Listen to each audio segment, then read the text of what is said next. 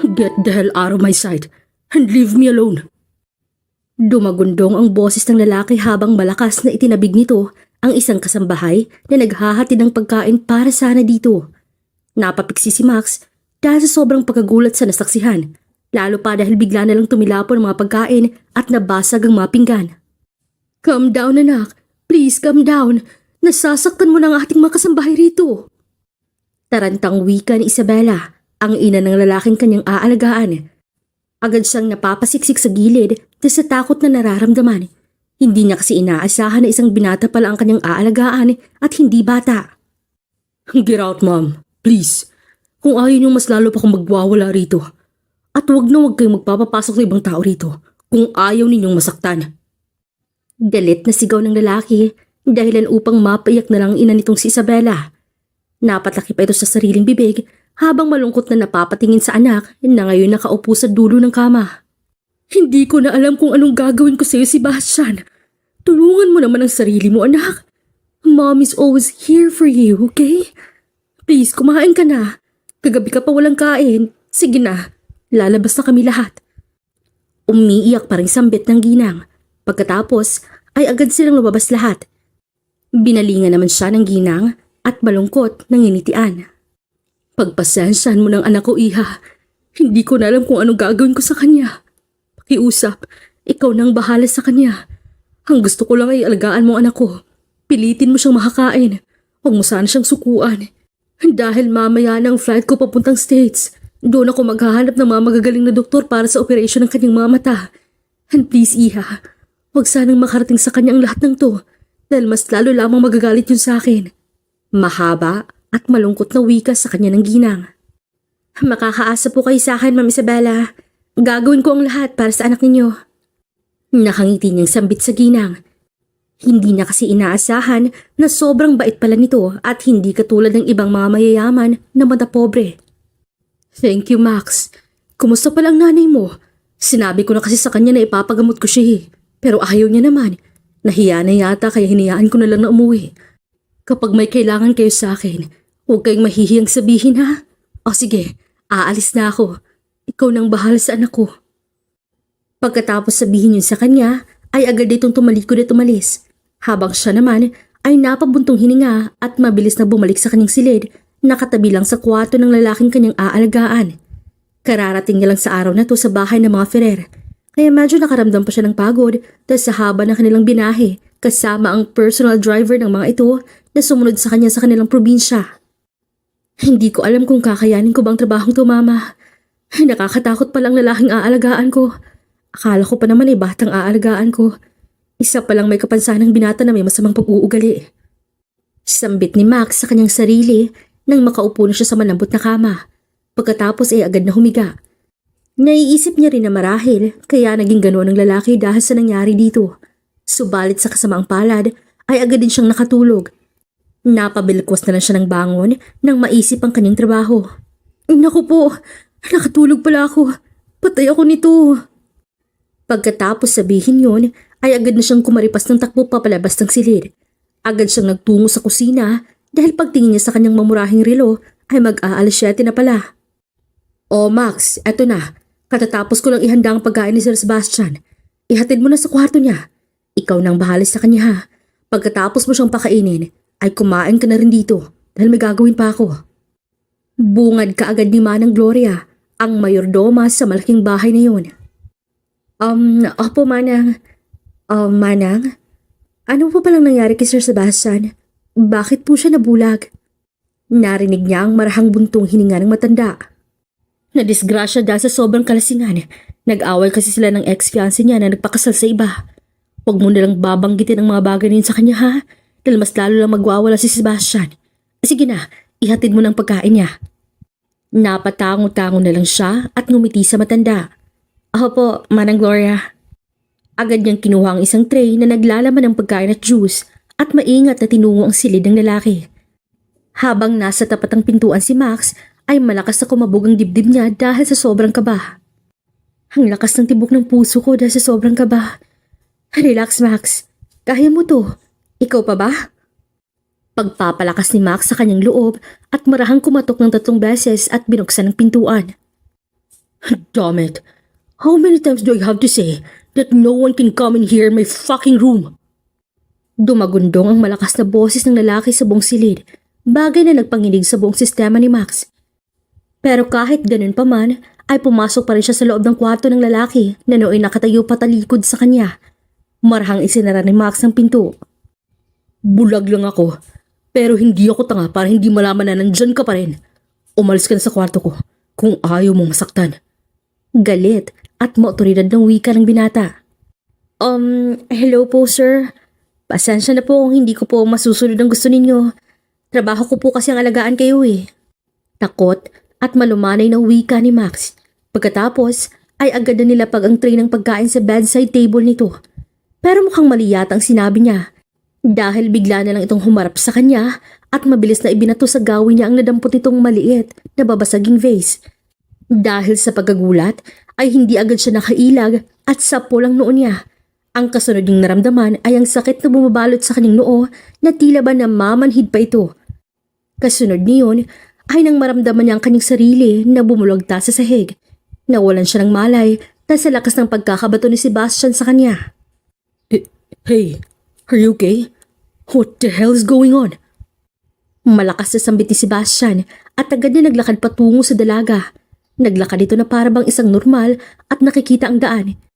Pero dahil 2 buwan na simula nang mawala ang paningin niya ay kabisado niya na ang kanyang kwarto. Darn it! Malakas na mura ni Sebastian nang matisod niya ang katawan ni Max na nakabulagta na sa sahig habang may tumutulong dugo sa noo nito. Pero syempre, hindi yun alam ng lalaki. Mabilis na yumuko si Sebastian at kinapaka pa ang katawan niyon. Hindi niya alam kung bakit bigla siyang nag-aalala dahil baka natamaan niya ito sa kanyang pagbato kanina. Hey! Wake up! Darn it! Iyug-yug ni Sebastian sa nakabulagtang katawan ni Max. Pero hindi ito gumagalaw kaya kinapaka pa niya ang katawan nito at hindi sinasadyang mapadako ang kanyang kamay sa 2 maumbok nitong dibdib kaya malakas siyang napamura. Holy shit! Bumangon ka nga riyan kung ayaw mong kaladkarin kita palabas ng kwartong to. Mariingang sambit sa kung sino man upang pagtakpan ang kakaibang init sa kanyang katawan na bumabalot sa buo niyang pagkatao. Pero hindi pa rin ito gumagalaw. Kaya kinapaka pa niya ang mukha nito na may pag-iingat dahil baka ibang parte ng katawan na naman ito ang kanyang mahawakan. What the hell is this? Mura muli ni Sebastian nang makapa niya ang mamasama-masa na itong noo. Mabilis niya itong dinala sa ilong at inamoy nang mapansin niyang tila malagkit yun. Doon na siya mas lalong napamura nang maamoy ang tila metal na likidong yun. Blood! Kinakabahang wika ni Sebastian bago mabilis na tumayo at kinapa ang cellphone at may tinawagan. Nagising si Max nang maramdaman niyang may biglang gumalaw sa kanyang tabi. Akmang babangon sana siya nang bigla na lang siyang mahilo kaya napahiga siyang muli. Kasabay noon ay ang mapalingon siya sa kanyang tabi nang marinig ang tila ungol sa kung sino man ang katabi niyang natulog. Doon na hindi napigilan ni Max na mapabalikwas ng bangon nang makita ang among lalaki. Teka, bakit dito ako nakatulog? Bulalas na wika ni Max sa mahinang boses habang nanlalaki ang mga mata. Biglang bumilis ang pagkabog ng kanyang dibdib nang may maalala at bagyang hinawakan ng kanyang noo. Mabilis ang naging pagkilos niya at agad na bumaba sa kama. Binalingan niyang amo na mahimbing pa ring natutulog. Bahagya pa nga itong humihilik. Anong nangyari? Bakit wala akong maalala? Mahinang wika ni Max sa kanyang sarili habang hinahawakan ng banda sa kanyang noo. Ang huli niya lang kasing naalala ay yung nasa pulang kanyang noo sa lumilipad na maliit na vase na ibinato sa kanya ng amo. Inilibot niya kaagad ang kanyang paningin sa kabuuan ng lugar hanggang sa mapadako ang kanyang paningin sa dala niyang tray kahapon. Wala na yung laman. Hindi niya tuloy alam kung kinain ba yun ng lalaki o itinapon na naman. Mabilis siyang bumalik sa kanyang silid at naligo.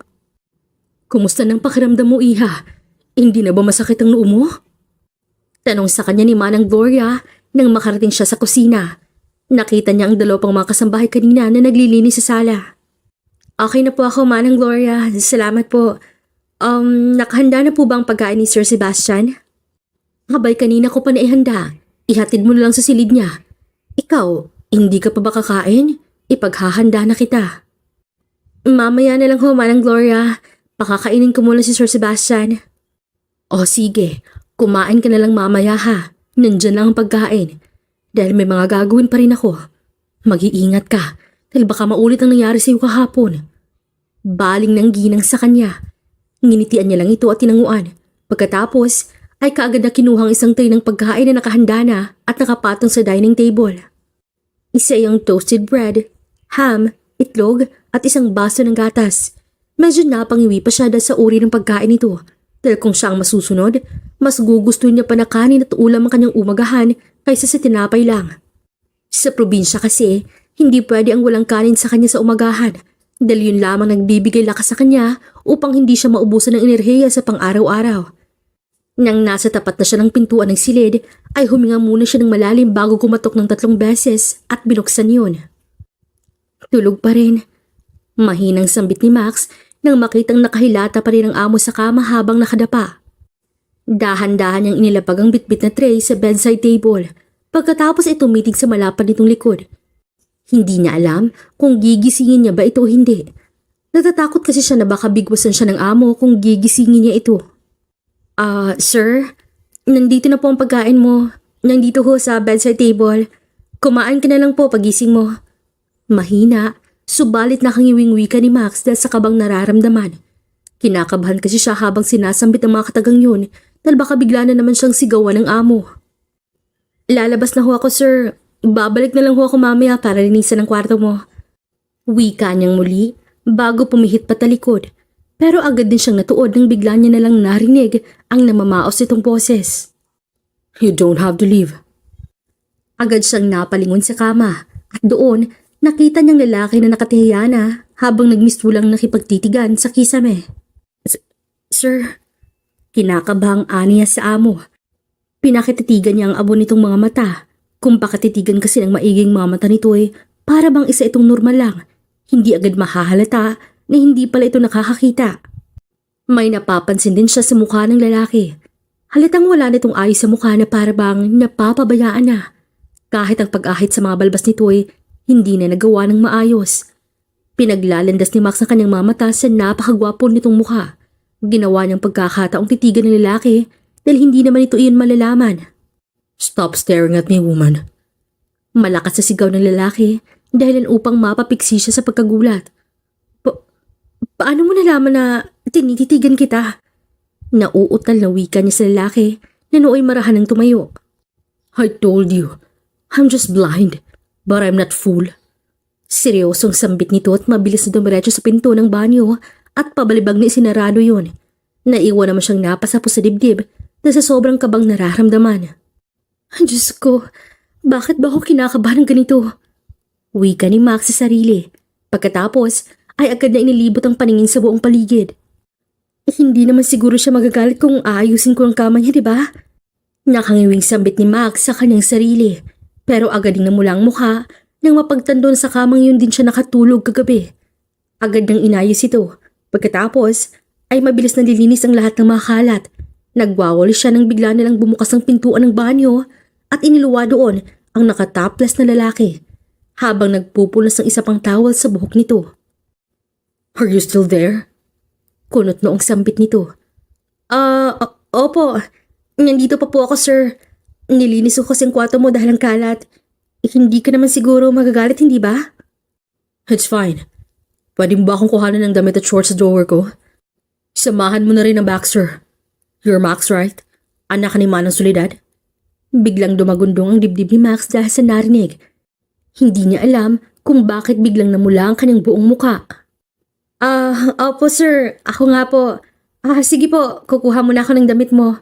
Sandali lang po sir. Tarantang sambit niya. Mabilis siyang pumasok sa dressing room at hinalughog ang mga drawer nito. Agad na namangha siya sa sobrang dami ng madamit na nasa harapan niya. Nagmistulan na nga itong shop dahil sa sobrang dami.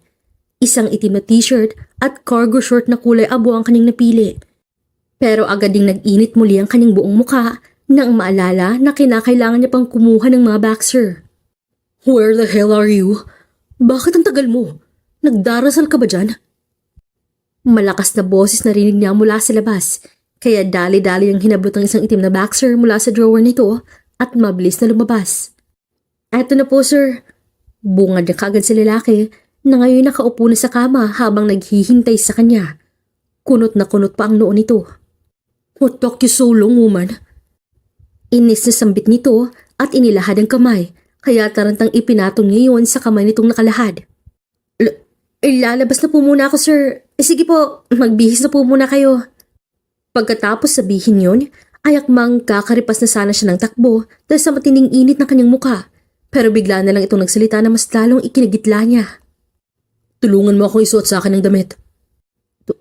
Tulong? Pero... Tutulungan mo ba ako? O kakalad ka rin kita papalabas ng silid ko? Oo na, eto na po. Pasaring na wika ni Max, pero ang totoo ay may mga ngiting gumuhit sa kanyang labi. Hindi niya kasi inaasahan na magagawa niya yun sa lalaki gayong kahapon lang ay nagsisigaw ito sa galit kapag may nagtangkang lumapit. At kagabi naman, nakatabi niya pa ito sa pagtulog dahil nahimata siya ng masapol sa hinagis itong vase.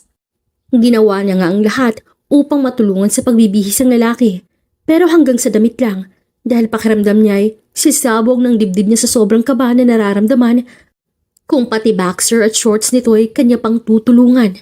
Lalo pa naabot langit ang pagpipigil niya upang wag lang matitigan ng kumakawin itong mga pandesal sa katawan.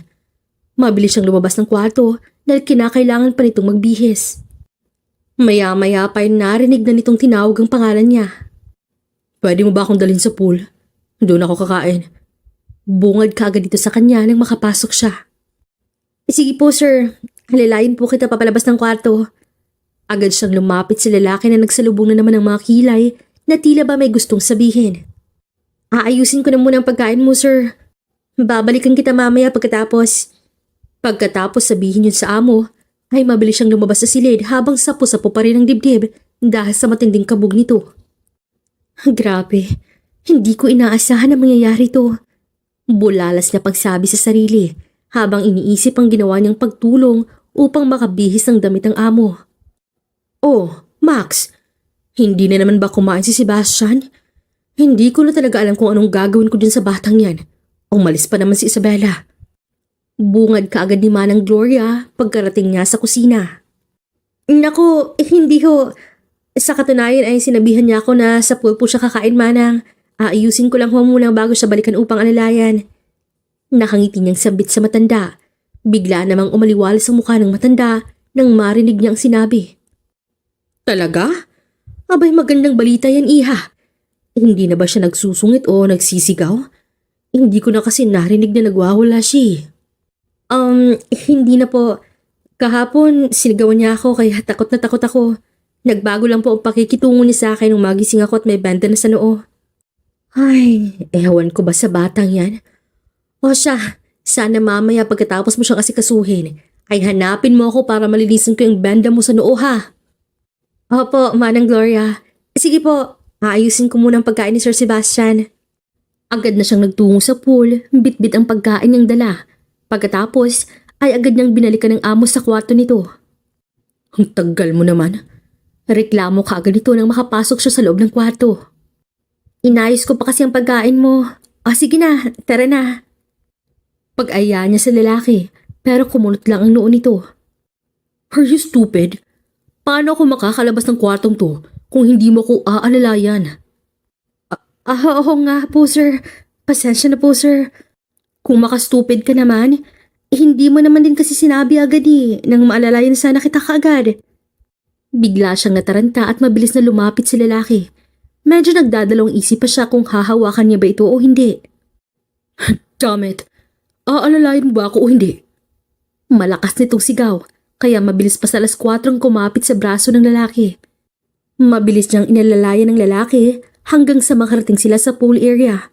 Pinaupo niya ito at inilagay sa harap nito ang pagkain. Oh, haya na po, sir. Nasarapan niyo na ho ang pagkain. Tsaka, ang ganda pala dito, ano? Presko pa ang hangin. Parang sarap ding maligo. Baling niya sa lalaki na nooy nakayuko lang. Pinakatitigan niya ito. Nagulat pa siya nang bigla na lang itong nagtaas ng tingin sa kanya. Nagmistulat tuloy silang nagtitigan sa isa't isa. Napatitig siya sa magandang mga mata nito. Ang sarap kasing tingnan. Ang ganda naman ng mga mata mo. Hindi napigil ang sambit niya sa lalaki. Nakita naman niyang napatigil ito ng bahagya at mas lalo pang nagtagpo ang mga kilay. Mabilis na naglakbay ang mga mata ni Max sa kabuuan ng mukha nito habang nakipagtitigan sa kanyang abo nitong mga mata. Hindi niya alam kung bakit parang may sariling utak ang kanyang mga kamay na haplusin ng mga mata nito. Dahil kung tutuusin ay wala naman siyang karapatang gawin yon dahil isa lamang siyang katulong. Mamaya na lang din siguro niya haharapin ang galit nito dahil sa ginagawa niya. Hindi ko alam kung anong dahilan kung bakit mo napagdaraanan to o kung anong dahilan kung bakit nangyari sa iyong bagay na to. Huwag ka sanang magagalit kung tatanungin kita ha. Wala ka bang balak na ipa-opera ang mga mata mo? Agad siyang nataranta sa pagkagulat nang mabilis nitong tinampal ang kanyang kamay. Manang Gloria! Malakas na tawag nito dahilan upang mapaatras siya sa takot na nararamdaman. Sir, shut up! Inutusan ka ba ni Mami na kumbinsin ako para sa mga bagay na yan? Get the hell out of my sight! Manang, where are you? Malakas nitong sigaw, kaya napatayo siya sa pagkagulat dahil sa sinabi nito. Mabilis namang lumapit ang matanda habang kasunod nito ang dalawa pang kasambahay. Oh, Sebastian, may kailangan ka ba?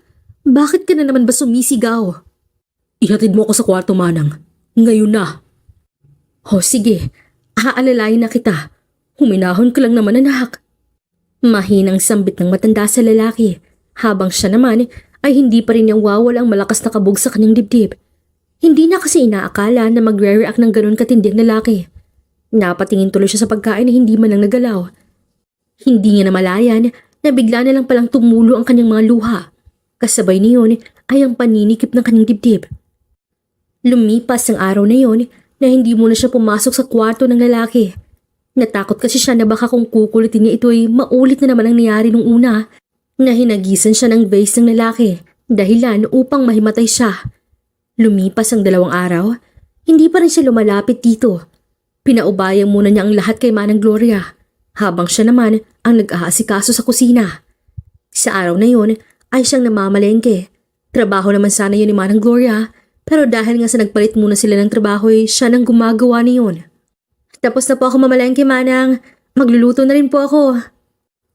Agad na natahimik si Max nang paglingon niya sa kanyang likuran ay nakita niyang matanda habang inalalayan nito ang kanilang amo papasok ng kusina. Kasalukuyan kasi niyang inaayos ang kanyang mga pinamili sa palengke. Naghanda na rin siya para sa kanyang lulutuin sana. Oh, nakauwi ka na pala, Max. Ako nang magluluto riyan. Timplahan mo na lang ng kape si Sebastian. Bigla siyang natuod sa narinig. Pagkatapos ay napatitig sa mukha ng lalaki na kakaupo lang. Nakatitig lang ito sa kawalan na parang hinihintay ang kanyang sagot. Pero ipagtitimpla mo ba ako o hindi? Seryosong sambit nito na ngayon nagtagpo na naman ang mga kilay. Napabuntong hininga na lang siya. Pilit pinapakalma ang sarili dahil sa nararamdamang kirot sa kanyang dibdib. Opo, ipagtitimpla po. Laglag balikat na sambit niya. Mabilis siyang nagtimpla ng kape at inilagay sa harap nito. Ingat na lang po dahil mainit. Aniya, at akmang tatalikod na sana nang bigla nitong mahagilap ang kanyang kamay. Hindi niya alam kung bakit mas lalong pumitig ng malakas ang kanyang puso dahil sa nangyari. Agad naman niya itong binawi na tila ba napapaso dahil sa takot na baka magalit ito. Are you avoiding me? Matigas nitong sambit. Mas lalo lang bumilis ang pagkabog ng kanyang dibdib. Hindi ho, sir. Bakit ko naman ho yung gagawin? Katulong ho ako rito. Tsaka, di ba, yun naman ho ang gusto ninyo? Ang layuan ko kayo? Mahinahon niyang sagot sa lalaki. Nagulat pa siya dahil bigla itong tumayo at hinagilap ang kanyang kamay. At nang magtagumpay ito, ay bigla siyang hinila papalapit sa katawan nito. Dalhin mo ako sa kwarto ngayon na. Sige po, sir. Dadalhin ko rin po ba ang kape niyo, sir? No need. Alalayan mo pa ako papasok sa kwarto ko. Napatango-tango na lang siya na para bang nakikita siya ng lalaki. Mabilis nitong hinawakan sa siko, pero nagulat siya dahil bigla nitong hinablot ang kaliwa niyang kamay at ipinulupot sa baywang nito. Magrereklamo na sana siya nang bigla na lang itong humakbang na para bang nakikita ang kanilang daraanan kaya agad siyang napasunod sa lalaki. Dahan-dahan naman, sir. Baka mabangga po kayo. Nandyan ka naman nakalalay sa akin, di ba? Tila nanunukso pang wika nito, kaya napailing na lang siya. Hindi niya alam kung bakit biglang nagbago na naman ang pakikitungo nito sa kanya. Gayong iniiwasan niya na nga ito ng ilang araw. Mabilis silang nakarating sa kwarto ng lalaki. Agad naman itong inalalayan papaupo sa kama nito. May kailangan pa ba kayong ipagawa sa akin, sir? Gusto mo na bang linisin ko tong kwarto mo? No need. Manang Gloria will do that. Samahan mo na lang ako sa banyo. Maliligo ako. Napakurap-kurap si Max dahil sa kanyang narinig. Bagya pa nga siyang napaatras dahil lang sa sinabi nito. Aha? Pero bakit naman po? You have nothing else to do, Max. Tulungan mo lang ako mag-shave sa mukha ko. That's it. Doon na napahinga ng maluwag si Max dahil sa sinabi ng amo. Humugot ng isang malalim na hininga si Max dahil sa sobrang lakas ng pagkabog ng kanyang dibdib. Gusto niyang lumabas sa kwartong yon at kumilapas ng takbo papalayo. Pakiramdam niya kasi ay hindi na normal ang ligong pagtibok ng puso niya ngayong mga nakarang araw sa tuwing nakikita niya ang lalaki. Max! Where are you? Biglang nagulantang si Max nang marinig ang boses ng lalaki sa loob ng banyo. Rinig na rinig niya pa ang rumaragas ng tubig mula sa shower. Papasok na po! Wika niya at mabilis na pumasok sa loob ng banyo. Pigil hininga ang ginawa niya dahil ibang naglalaro sa kanyang isipan. Pero mabuti na lang talaga dahil nakasuot pa rin ito ng shorts habang naliligo. Come over here. Pwede mo nang i-shave ang mga balbas ko. Mabilis siyang lumapit sa lalaki at pinatay muna ang shower. Sige po. Umupo ka muna, sir, dahil hindi kita maubot eh. Mabilis naman niya itong inakay paupo sa isang plastic na upuan. Kinuha niya muna ang mga kagamitan bago tumayo sa harapan ng lalaki. Bahagya pa siyang napapasinghap nang bigla na lang hawakan nito ang bewang niya at marahang hinilap papalapit sa katawan nito. Teka lang po. I want to see you, Max. I wanted to see your face. Tila na mamaos na wika nito habang kinapaka pa ang mukha niya. Napapikit si Max habang ninanamnam ang mainit nitong haplos sa kanyang mukha, pababa sa kanyang mga labi. Hindi niya alam kung bakit tila ba para siyang nasusunog dahil sa tindi ng init na kanyang nararamdaman. Hanggang sa bigla na lang siyang natigalgal nang bigla nitong sinunggaban ang labi niya at siniil ng halik. Hindi niya yun inaasahan at napaghandaan, kaya hindi kaagad siya nakapag-react. Isang linggong nakalipas bago niya nahalikan ng babaeng pumukaw sa atensyon niya, ang babaeng tanging hinayaan niya na makalapit sa kanya. What did you do to me, Max? Mariin niyang bulong sa kanyang sarili. Agad siyang napabalikwas sa pagkakahiga at napahilamos sa kanyang muka. Napatingala siya sa kawalan na tila ba pilit na inaaninag ang buong kapaligiran. Gusto ko makita ang mukha niya. But how? Paano ko siya masisilayan? Hanggang wala naman akong liwanag na nasisilayan. Bulong niyang muli sa sarili. Hindi siya mapakali. Gusto niya na palaging nasa tabi niya lang ang babae. Hindi rin siya makatulog sa gabi. Hinahanap-hanap niya ang presensya nito. Mabilis siyang tumayo at kinapaka pa ang kanyang tsinelas. Pagkatapos ay dahan-dahang naglakad papalabas ng kanyang silid. Alam niyang nasa kalagitnaan na iyon ng gabi pero hindi pa rin siya makakatulog. Mabilis siyang kumatok sa pinto ng kwarto ng babae. Ilang beses pa siyang kumatok bago marinig ang mga yabag na papalapit sa gawin niya. Sino ba yan? Oh, Sir Sebastian? Kayo po pala. Bakit hindi pa kayo natutulog? Gulat na sambit nito, bagay na nagpangiti sa kanya. Pwede ba akong pumasok? Hindi kasi ako makatulog eh. Hindi niya alam kung saan siya humugot upang sabihin yun sa babae. Aaminin niyang maging siya'y hindi na rin kilala ang kanyang sarili. Sige ho, pasok ka sir. Nauutal pang sambit nito, pagkatapos ay agad na inakay siya papasok. Kaagad namang kumawala ang ngiti niya sa kanyang labi. Dalhin mo ako sa kama mo. Utos niya dito. Hindi naman niya narinig na magsalita ito pero sinunod din naman niya. Nang makapa niya ang kama nito ay hindi na siya nag-alinlangan pa. Mabilis siyang humiga doon. Teka lang sir, bakit kayo nahiga dyan? Tarantang-an nito pero wala siyang pakialam. Agad niyang hinablot ang kumot pagkatapos ikinapa niyang babae. Nang mahawakan niya ito ay mabilis na rin itong hinablot dahilan upang mapasubsob ito sa kanya. Good night, Max. Mahina niya pang ani niya sa babae. Hindi niya alam kung bakit bigla siyang nakaramdam ng antok nang maramdaman ang presensya at ang katawan nito. Alam niyang nakatalikod dito sa kanya, kaya mabilis nitong niyapos at mabilis na isiniksik ang sarili sa babae. Doon lamang siya nakaramdam ng pagkakomportable sa tanang buhay niya, kaya mabilis din siyang nakatulog. Kinabukasan ay agad na nagising si Max nang makaramdam ng matinding pagkangalay sa buong niyang katawan. Halos hindi na siya makagalaw ng maayos dahil sa sobrang bigat na nakadantay sa katawan niya. Kaya naman pala. Marahan niyang wika habang pinakatitigan ng kanyang katabi na mahimbing pa rin ang tulog. Agad siyang napatingin sa isang binti nito na nakadantay sa kanyang hita at ang buong braso nitong niyayapos siya. Kaya pala hindi siya makagalaw dahil sa ginawang pagyapos sa kanya ng lalaki na para bang isa siyang unan. Sir, hindi ako makagalaw. Nakangiwing sambit niya habang pinipilit makagalaw kung bakit naman kasi nakikitulog ito sa kanyang kama, gayong mas malaki at mas malambot naman sana ang kama nito kaysa sa kanya. 10 more minutes. Hantok ba ako, Max? Ungol nito at mas lalo lang siyang niyapos ng lalaki. Pakiramdam niya tuloy ay mapipisa na siya dahil sa sobrang higpit ng pagkakayapos nito sa kanya. Sandali nga lang kasi. Huwag kang malikot. Reklamo niya si lalaki. Nasa pool sila sa mga oras na yon, naliligo. Inis na inis siya sa lalaki dahil sa sobrang likot nito. Langoy ito ng langoy habang siya na may nanatili lang nakaalalay dahil baka mabangga ang ulo nito. Come here. Malambing na ani ito sa kanya kaya napangiti siya. Hindi niya alam kung kailan pa siya nagkakaganito sa tuwing malapit sa kanya ang lalaki. Bakit na naman? Nakahawak na nga ako sa iyo, oh. Nakasimangot na aniya dito, pero hinablot pa rin siya nito at biglang niyapos siya mula sa likuran. Bigla na namang dumagundong ang matinding kaba sa kanyang dibdib dahil sa kakaibang nararamdaman niya. Bitawan mo nga ako, sir. Bakit ka ba palaging nangiyakap riyan?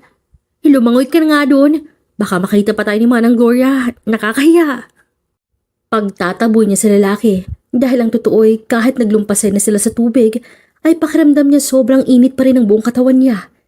Pero laking gulat niya dahil bigla nitong binaon ang mukha mula sa pagitan ng kanyang lieg. Ramdam na ramdam niya ang mabibigat nitong hininga. What did you do to me, Max? Why do I feel these things to you? Nahihirapang sambit nito, bagay na nagpapatigas sa kanyang katawan. Ano bang pinagsasabi mo, sir? Ano bang nararamdaman mo? Kinakabahang aniya sa lalaki. Hindi ito nagsalita, bagkos ay biglang nalaki ang kanyang mga mata nang maramdaman ang mga kamay nitong humahaplos sa kanyang tiyan. Tila ba natuod siya sa kakaibang sensasyong nararamdaman. Matagal siya bago nakakilos at mabilis na lumayo sa lalaki dahil alam niyang hindi yun tama. Aako na po ako, sir. Dito na lang po kita babantayin sa ibabaw. Me too. Alalayan mo na ako. Bahagya siyang napairap sa lalaki. Malakas ang loob niyang gawin yun dahil hindi naman siya nito nakakita. Kinakabahan siyang lumapit rito. Pagkatapos ay inalalayan niya itong makaahon. Abay, magbihis na kayo. Nakahanda ng pagkain. Balikan mo na lang mamaya ang pagkain, Max. Bungad agad ng matanda sa kanila pagkapasok nila ng bahay. Opo, Manang Gloria. Magbihis lang po kami. Sagot niya sa matanda at tuluyang pumasok sa silid ng lalaki.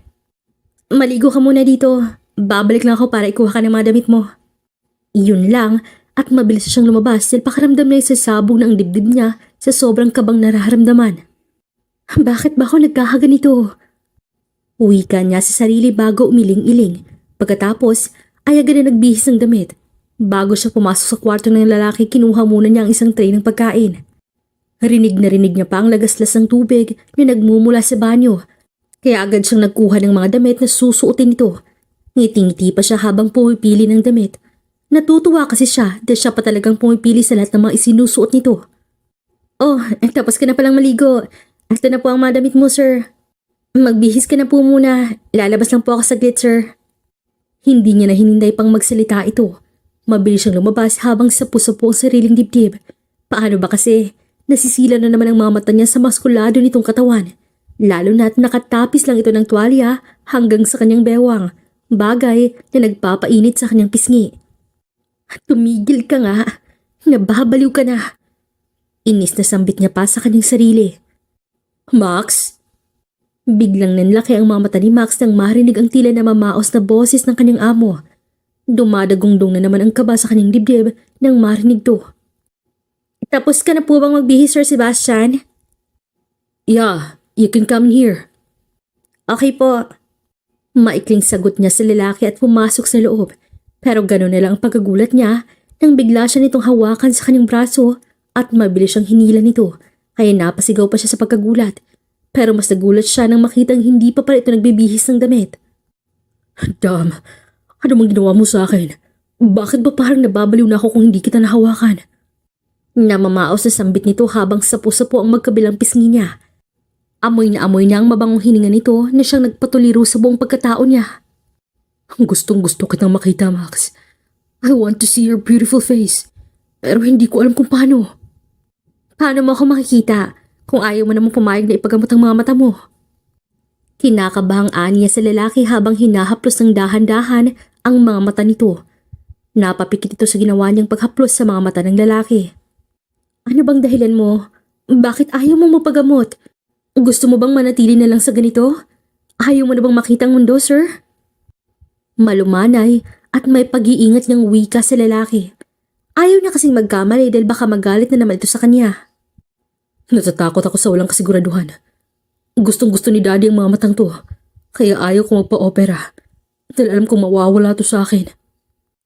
Nakaramdam siya ng tila kaunting kirot sa dibdib dahil sa narinig, dahil mukhang mahal na mahal itong ama na sa pagkakaalam niya ay sumakbilang buhay na. Marahan niya itong iginaya paupo sa kama. Pagkatapos ay tumayo siya sa harapan nito at hinawakan ang magkabilang pisngi ng lalaki. Alam kong mahal na mahal mo ang daddy mo, sir. Pero kung ayaw mo magpa-opera, mananatili kang hindi makakakita. Ayaw mo na bang makita ang mundo? Ayaw mo na bang makita ang mommy mo at ang mga kaibigan mo, sir? Gustong gusto, Max. Kapag ba magpapagamot ako, hindi mo ako iiwan? Oo naman, sir. Akong aalalay sa'yo hanggang sa makakita ka na. Basta ba, papayag ka na magpa-opera. Tiyak matutuwa ang mommy kapag malalaman niya to. Bigla siyang nakaramdam ng kirot sa kanyang dibdib dahil alam niya sa oras na makakita na ito'y hindi niya na masisilayan pa ang lalaki. Dahil paniguradong wala na siyang trabaho at kailangan niya nang umuwi sa kanilang probinsya. Hindi niya alam kung bakit bigla na lang siyang naiyak sa isiping yun. Napapitlag si Max nang bigla nitong kapahin ang mukha niya. Hinahaplos ito iyon pababa sa kanyang labi. Can I kiss you, Max? Napasinghap siya dahil sa narinig. Hindi niya inaasahan yun. Pero laking gulat niya dahil hindi pa nga siya nakasagot ay mabilis siya nitong hinablot kaya napahiga silang dalawa sa kama. Mabilis ang naging pagkilos ni Sebastian at agad siya nitong dinaganan. Pagkatapos ay mabilis siya nitong sinunggaban ng isang mapusok na halik, mapangahas at tila ba sabik na matikman ang kanyang mga labi. Nung unay hindi pa siya nakagalaw, pero kalaunan ay gumaganti na rin siya sa mga halik na ipinapalasap ni Sebastian sa kanya. Hanggang sa magsimula ng maglakbay ang mga kamay nito sa katawan ng babae. Hindi na nakapag-isip ng matino si Max sa masandaling yun. Tuluyan niya nang naibigay ang kanyang sarili sa lalahang kanyang minamahal ng palihim. Kinabukasan ay naunang nagising si Max. Doon lang siya nahimasmasa nang makita ang kanilang kabuuan. Diyos ko, ano ba itong mga pinagagawa ko? Mahinang sambit niya sa sarili. Napatitig siya sa mukha ng lalaki na himbing sa pagtulog. Kaya dahan-dahan siyang bumangon. Pinulot niya ang kanyang mga damit na naggalat at mabilis na nagbihis upang lumabas kahit kumikirit pa ang ibabang bahagi niya. Pero gayon na lang ang kanyang pagkagulat nang pagbukas niya ng pinto ay tumambad doon ang mommy ni Sebastian na si Isabela. Bigla siyang namutla nang makita ang tila mapanuyo nitong mga tingin sa kanya. Ma'am? Nauutal niyang sambit sa ginang. Agad na binundol ng matinding kaba dahil sa nakitang ekspresyon sa mukha ng babaeng amo. Umuwi ako dahil may nakita akong isang magaling na doktor sa States at gusto kong dalhin ang anak ko roon, Max. Talaga po, ma'am? Alam niyo po bang pumayag ni si Sir Sebastian na magpagamot? Nakita niya ang dagliang pagliwanag sa mukha ng ginang. I see. May ugnayan na ba kayo ng anak ko? Diretsahang tanong nito, bagay na nagpagabog ng gusto sa kanyang dibdib dahil sa takot. Mabilis siyang umiling. Wala po, Ma'am Isabela. I see. Anyway, Max, agad siyang napatitig sa mga mata ng ginang. Malungkot itong umiti sa kanya, saka siya bagyang hinaplos sa braso. Hindi ako tutol kung ano man ang namamagitan sa iyo ng anak ko. I just don't want to hurt you. Nalaabot kami ng ilang taon sa ibang bansa. Tumawag na rin ang mama mo na babalik na siya rito bukas. Hindi ka naman daw kasi makonta kaya pinababalik ka na niya sa probinsya. Sa puntong yun ay doon na tila binuhusan ng malamig na tubig si Max dahil sa narinig. Sige na, ayusin mo ng mga gamit mo dahil ipapahatid kita sa driver. Huwag mo munang intindihan ang mga bagay-bagay. Mag-aral ka munang mabuti ha. Pagkatapos sabihin niyo ng ginang, ay nakangiti itong naglakad papalayo sa kanya. Habang siya naman ay biglang nanlambot ang mga tuhod. Kamuntikan pa nga siyang matumba dahil sa mga nalaman. Pero kahit ganun pa man, ay nakabalik pa rin naman siya sa kanyang silid habang may tumutulong luha sa mga mata. Mabilis niyang inayos ang kanyang mga gamit at tuluyan ang nilisan ng lugar. Habang lulan sa kotse, hindi niya talaga mapigilan ang kanyang mga luha. Tuluyan na itong bumuhos. Iniisip niya kasi ang lalaki. Mahal niya na ito at sa mga sandaling yun ay nasasaktan siya. Lalo pa na may nangyari na sa kanila. Kanina nung paalis na siya sa mansyon ng mga Ferrer ay bahagya niya itong sinilip. Mahimbing pa rin ang tulog nito kaya kahit masakit ay tuluyan niya nang iniwan ng lalaki. Sa mahigit isang buwan niyang pamamalagi kasamang binatay mas lalo lamang lumalim ang kanyang nararamdaman para dito. Kaya naisip niya rin na mas mabuting aalis na siya at magpapakalayo-layo dahil kung tutuusin, masasaktan lang siya dahil wala namang sila. Pangalawa, malayo ang estado nila sa buhay at mas lalong walang nararamdaman ang binata para sa kanya. Siya lang naman kasi ang nabaliw rito. Pagod na isinandal ni Max ang kanyang katawan sa kanilang mahabang upuan. Kagagaling niya lang sa trabaho kaya pakiramdam niya ay binugbog ang kanyang katawan. Pero kaagad ding naglaho ang kanyang pagod nang marinig ang iyak ng kanyang anak na 2 taong gulang. Mabilis siyang pumasok sa kanyang kwarto at dinaluhan ito. Shh! Tulog na anak! Nandito na si mama! Malambing na turan niya sa kanyang anak na si Sebastian Glenn. Nandito ka na pala Ate Max! Bungad sa kanya ng kanyang pamangkin na nag-alaga sa kanyang anak. Matulog ka na ulit ding, ako nang bahala kay Sebastian. Sige po Ate Max, kanina ka pa hinahanap ni Sebastian eh. Nginitian niya lang ang pamangkin at mabilis na kinuha ang anak at dinala sa kanyang sariling silid. Doon niya pinatulog muli ang kanyang anak. 3 taon. 3 taon na rin ang nakalipas simula nang mangyari ang mga bagay na yun. Nagbunga ang nangyari sa kanila ni Sebastian, kaya laking tuwa niya dahil kahit hindi niya nakasama ang lalaki, ay may iniwan naman itong ala-ala sa kanya. Wala na siyang koneksyon pa sa pamilya ng mga Ferrer dahil 1 taon na rin nakalipas nang mawala sa kanya ang kanyang ina dahil sa sakit nito. Nang malaman kasi nitong buntis siya ay umuwi ito para alagaan siya. Ang kanyang ina ang kanyang karamay sa kanyang hirap na pinagdaraanan, lalo pa na nag-aaral pa rin siya noon kahit buntis na siya. Nalaman niya rin mula sa kanyang ina na lumipad ng ibang bansa ang mag-inang Ferrer upang magpagamot, kaya mas lalong nawala na siyang pag-asa na makita ang ama ng kanyang anak. Anak, aalis na muli si mama ha? Magpapakabait ka kay tita mo. Maaga akong uuwi mamaya. Ibibili ka ta ng ice cream. Opo mama. Love you po. Agad niyang pinanggigilan ang pisngi ng kanyang anak. I love you too anak. Aalis na si mama ha? Huwag masyadong malikot para hindi mahirapan si tita. Handing, si Sebastian ha? Huwag mong hayaang makalabas. Opo Ate Max, ingat po sa trabaho. Nginitian niya lang ang pamangkin pagkatapos ay agad nang umalis. Kaagad siyang natugo sa trabaho kung saan isa siyang loan assistant sa isang lending company. Hindi pa kasi siya nakakapag-take ng board exam sa kanyang kursong education. Wala pa kasi siyang sapat na pera kaya nagtiis muna siya sa maliit na kumpanyang yun. Matustusan niya lang ang kanyang anak at mabayaran ng kanyang pamangkin sa buwanan nitong sahod sa pagbabantay ng anak niya. At syempre, ang kanilang mga pang-araw-araw na pangangailangan. Sa kabilang banda naman, ay inis na inilibot ni Sebastian ang kanyang paningin sa buong paligid. Nasa lugar na siya kung saan nakatira ang babae nagpapabaliw sa kanya ng 3 taon. Pero bago siya tuluyang pumunta sa nasabing lokasyon, ay kumain muna siya dahil kanina pa siya nagugutom. Mahaba-habang biyahe rin kasi ang sinuong niya. Naiinis pa siya sa kanyang ina dahil makailang ulit niya pa itong pinilit na hingi ng address sa kanilang dating kasambahay. Binigay nga ng inang address pero may kapalit naman. Gustong-gusto ko nang masilayan ang mukha mo. And I will punish you for leaving me, Max. Bulong niya pa sa kanyang sarili. Pagkatapos niyang kumain, ay kaagad na siyang nagtungo sa mismong address na ibinigay sa kanya ng kanyang ina. Hindi niya alam kung bakit kinakabahan siya ng gusto. Magkahalong emosyon ang kanyang nararamdaman. Nasasabik siyang makita ang babae. Nang marating niya ang mismong lugar, ay kaagad siyang nagtanong kung saan man nakatira ang kanilang dating kasambahay na si Manang Suling. Ay, si Suling ba, sir? Naku! Noong nakaraang taon lang pumanaw dahil sa sakit, ang anak niya lang si Max ang naiwan. Kaano-ano mo ba sila, sir? Biglang natahimik si Sebastian dahil sa narinig. Hindi niya inaasahan yun. Wala na kasi siyang balita sa matanda simula nang lumipad sila ng ina niya papuntang States.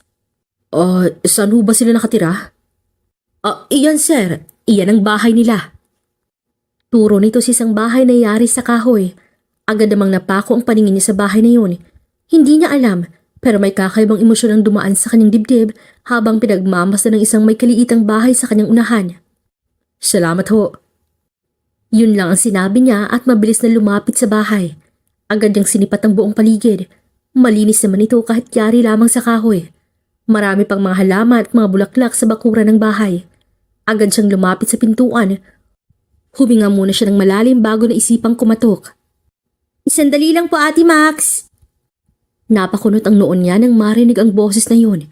Pagkatapos ay biglang bumukas ang pinto at iniluwado ng isang dalagita habang may buhat-buhat na bata. Halatang nagulat pa ito nang makita siya. Sino po sila? Nandito ba si Max? Kunot noong tanong niya sa dalagita, pero ang kanyang mamatay nakatuon sa napakakit na bata na ngayon ibinabana nito. Pero mas nagulat siya dahil bigla itong tumakbo papunta sa gawi niya at itinaas ang dalawang braso. Bigla itong nagsalita ng papa, kaya biglang kumabog ang dibdib niya dahil sa narinig. Tila ba na statwa siya habang pinakititigan ng mukha ng bata. Ano ka ba naman, Sebastian? Hindi siyang papa mo, no? Naku po, pasensya na po sa pamangkin ko, sir. Sebastian? Nauutal na aniya, habang ang kanyang mamatay nasa bata pa rin na ngayon nakatitig din sa kanya. Opo, sir. Anak po ni Ate Max. Kaibigan niyo po ba si Ate Max? Nasa trabaho pa po kasi siya eh. Darating na rin po yun mamayang konti. Tuloy po kayo, sir. Hindi niya alam kung bakit biglang nanikip ang kanyang dibdib sa kadahilan ng may anak na ang babae. Isa lang ibig sabihin niyon, may asawa na ito. May asawa na palang ate mo. Naku, wala po. Walang asawa si Ate Max. Bumilis muli ang pagkabog ng kanyang dibdib dahil sa narinig. Agad siyang umupo upang mapantayan ng napaka-cute na batang nakatingala sa kanya habang may malamlam na mga mata. Hey little buddy, what is your name again? Hindi niya alam kung bakit tila hinahaplos ang kanyang dibdib habang tinititigan ang mumunting paslit sa kanyang harapan. Doon tila kinayumos ang puso ni Sebastian dahil sa tuwang nararamdaman. Kumpirmado, siya ang ama ng bata dahil sa nangyari sa kanila ni Max 3 taon nang nakararaan bago ito bigla ang naglahos na parang bula. Agad niya itong niyapos at pinaghahagkan sa ulo. Dam, I have a son? I can't believe it. Emosyonal na sambit niya habang yapos-yapos pa rin ang bata. Habang sa kabilang banda naman ay maagang umuwi si Max. Sahod niya kasi sa araw na yon, kaya dumaan muna siya sa Jollibee bago umuwi ng bahay. Nag-promise kasi siya sa kanyang anak na bibilhan niya ito ng ice cream. Nag-take out na rin siya ng fried chicken para sa kanilang hapunan. Ding, buksan mo nga ang pinto. May dala kasi ako kaya hindi ko mabuksan. Tawag niya sa pamangkin mula sa labas nang makauwi na siya. Napalingon pa siya sa isang magarang sasakyan na nakapark sa unahan. Pagkatapos ay ipinagkiwit balikat na lang niya ito. Kunin mo nga muna to, Ding. Bibili lang ako ng soft drinks. Abot niya sa supot ng Jollibee habang hindi nakatingin sa pamangkin. Dahil tiningnan niya ang kanyang cellphone nang biglang tumunog. Nag-message kasi si Maureen sa kanya. Ding? Agad na naputol ang sasabihin niya pa sana nang mag-angat siya ng tingin. Kamuntikan pang mahulog ang bitbit niyang supot sa pagkagulat. Bigla siyang napaatras at namutla nang masalayan ng lalaking hindi niya inaasahang makikita pa niya. Anong ginagawa mo rito? Nauutal na sambit niya habang napapaatras.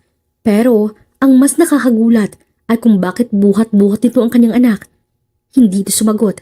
Bagkus, tinitigan lamang siya nito ng mariin na tila ba kinikilala maging ang pagkatao niya.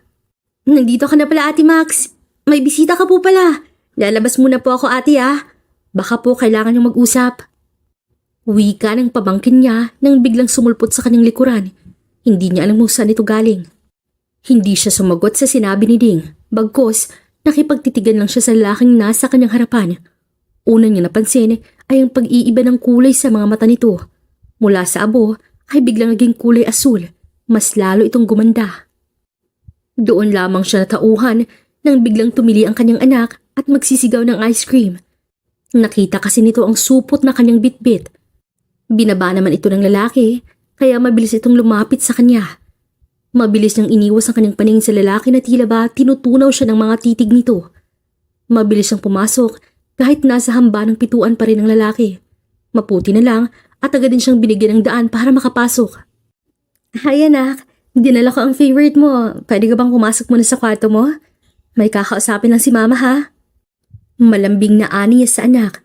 Hindi ito sumagot. Bagkus, ay nginitian lang siya ng kanyang anak at mabilis na pumasok sa kwarto, dala ang ice cream nito. Mabilis siyang bumaling sa lalaki na nakatitig pa rin sa kanya. I am the father, right? Seryosong sambit nito. Kumpirmado. Nakakakita na nga ang lalaki. Ano bang kailangan mo? Bakit ka nandito? Answer my question, woman. Ako bang ama niya? Agad niya itong tinalikuran, kaya mabilis siya nitong nahawakan sa braso, kaya napapasinghap siya. Ano ba? Agad niyang binawi ang kanyang braso dahil sa matinding kaba na kanyang nararamdaman, pero napakalakas ng lalaki. Huwag mo kong talikuran. Hindi ako nagsaya ng ilang buwan na kulitin si mommy para hingin ang address mo. Kung tatalikuran mo lang ako, Max. Agad siyang napatingin sa lalaki. Humugot siya ng isang malalim na buntong hininga. Ang totoo ay nagpipigil lang siya sa kanyang sarili na huwag itong suguri ng yakap. Anak mo nga siya. Nagbungang nangyari sa ating 3 taon na nakakaraan. Oh God, why didn't you tell me about this, Max? Bakit hindi mo sinabi sa akin na may anak pala tayo? Anong gusto mong gawin ko? Ang sundan ka sa ibang bansa para lang ipaalam ko sa'yo na nabuntis mo ako, ganun ba? Huminga siya ng malalim bago binalingan ng lalaki. Aaminin niyang sobrang laki ng ipinagbago nito. Sa katawan at sa mukha. Marahil na aalagaan na nito ng maayos ang sarili dahil nakakakita na itong muli. Masaya ako dahil sa wakas, okay ng mamata mo. Nakakakita ka na uli. At ngayong nalaman mo may anak tayo. Please, isa lang ang pakiusap ko. Huwag mo siyang kunin sa akin. Siya na lang ang meron ako. Iniwan ako ni mama. Hindi ko naman siya ipagdanamot sa iyo eh. Malungkot na sambit niya sa lalaki. Pero laking gulat niya nang bigla nitong haplusin ang kanyang muka. Napasinghap siya sa ginawa nito na tila ba maging ang paghinga niya ay nahihirapan siya. Ang ganda mo. Alam mo bang para na akong mababalo sa kakaisip sa'yo? I'm sorry kung ngayon lang ako dumating. Umabot kasi ng 2 taon ng pamamalagi namin sa States dahil nagpapagaling pa ako. May nasikaso ng kasing business si mommy doon kaya medyo natagalan. Bakit ka ba biglang nawala nang matapos ang gabing yun? Alam mo bang nagtampo ko sa'yo dahil iniwan mo ko? Biglang natulala si Max dahil sa kanyang narinig. At ang tungkol dyan sa pakiusap mo sa akin, wala akong balak na iliw sa'yo ang anak natin. Dahil bakit ko naman siya kukunin sa'yo? Kung pwede naman nating ayusin to. Anong ibig mong sabihin? Kinakabahang tanong niya si lalaki. Bigla itong ngumiti. Ngiti na tila hinahaplos ang kanyang puso. Napapikit pa siya nang bigla nitong pinaglalandas ang hinduturo ng lalaki mula sa kilay niya, pababa sa ilong niya, hanggang sa kanyang labi. Simple as that. I will make you mine for the rest of my life. Pagkasabi niyon sa lalaki, napasinghap siya nang bigla siya nitong sunggaban ng isang mapusok na halik. Halik na may halong pangungulila at pagkasabik. Hindi alam ni Max kung dapat ba niyang tugunin ang mga halik na yun. Akmang gaganti na sana siya sa paghalik ng lalaki nang bigla na lang magsalita ang anak nila. Kaya mabilis siyang humiwalay sa lalaki at binalingan ng anak. Kaya agad niya itong nilapitan at kinarga. Biglang nag-init ang buong mukha niya nang makita ang nakakalokong ngisi ng lalaki habang nakatingin sa kanya. Nang balingan ito ng tingin para sana'y irapan, ay nagulat pa siya dahil sa ginawa nitong pagdila ng sariling labi. Kaya mabilis siyang nag-iwas ulit ng tingin. Kasunod niyang narinig ay ang mahinang halakhak nito. Bigla itong lumapit sa kanya at bumulong sa kanyang tenga. Later, babe. Sisingilin ko ang bigla mong pag-iwan sa akin. So, you need to prepare yourself. Biglang kinalibutan si Max sa narinig mula sa lalaki. Mabilis itong kinuha sa kanya ang kanilang anak. Bago ito tumalikod, buhat-buhat ang anak nila ay mabilis siya nitong kinintahan ng isang mabilis na halik sa labi. I love you, son.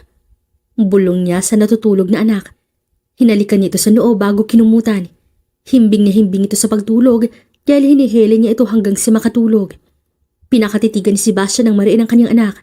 Napapangiti siya dahil kahit saang anggulo ito tingnan ay kamukhang kamukha niya talaga ang kanyang anak. Laking tuwa niya pa dahil junior na pala ito. Para tuloy siyang nasa ulap sa mga sandaling iyon. Agad niyang pinahiran ng kanyang luha nang bigla itong pumatak. Tulog na pala ang anak mo. Agad na napabaling ang kanyang paningin kay Max. Anak natin, Max. Pagtatama niya sa sinabi ng babae. Pero bigla lang siya nitong inirapan. Bagay na nagpapangisi sa kanya. Agad nitong hinila at mabilis na dinikit sa dingding. Napasinghap ito sa hangin dahil sa ginawa niya.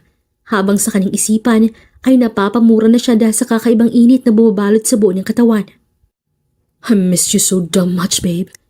Tulog na si Junior. Pwede na kitang singilin sa utang mong pag-iwan sa akin nun. Nakangising ani niya sa babae. Akmang magsasalita pa sana ito, pero agad na niyang sinunggaban ito ng isang marahas na halik. Mas lalo niya pang diniin ang kanyang katawan sa katawan nito.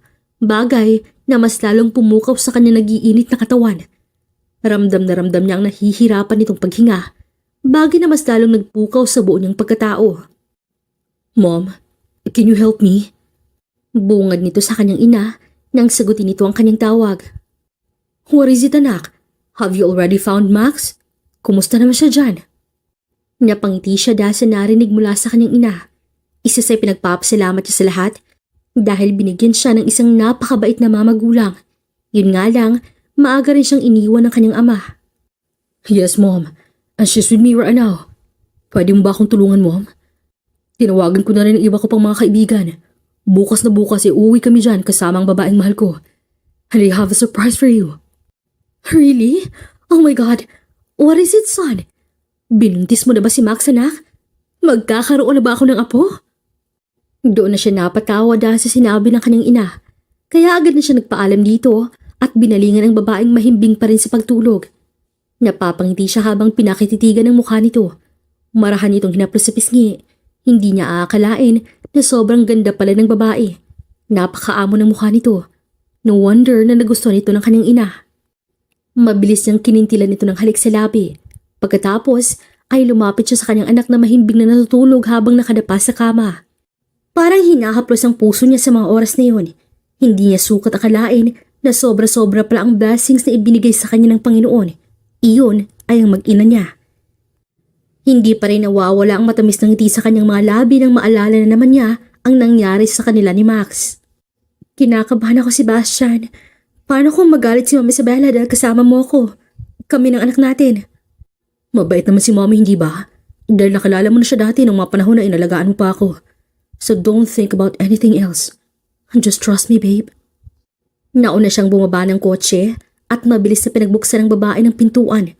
Pagkatapos ay mabilis niyang kinuhang anak nila na nakatulog dahil napagod sa haba ng biyahe. Oh my God! Is that my apo? Mabilis na napabaling ang kanilang paningin sa kanyang ina na nanlalaki ang mga mata habang nakatitig sa kanyang anak na buhat-buhat niya. Mabilis itong tumakbo patungo sa kanya kaya maagap niya itong pinigilan. Shh! Huwag kang maingay, Mom. Natutulog ang junior ko. OMG! May apo na ako. Umiiyak na sambit nito at mabilis na bumaling kay Max. Magandang hapon po, Ma'am Isabela. Kinakabang bati nito sa kanya kaya hindi niya maiwasang mapangiti. Lalo pa nang bigla na lang itong sugurin ng kanyang ina at mabilis na niyakap ang babae. Ikaw nga, Max. Ang laki na ng pinagbago mo. Mas lalo ka nang gumanda, anak. Halika kayo. Pasok na kayo sa bahay para maayos yun ang apo ko. Diyos ko, lola na ako. Hinawakan niya ng mahigpit ang kamay ni Max habang sa kabilang kamay naman ay buhat-buhat niya ang kanilang anak na mahimbing pa rin natutulog. Agad na napabalikwas ng bangon si Max nang mapagtantong nakatulog pala siya.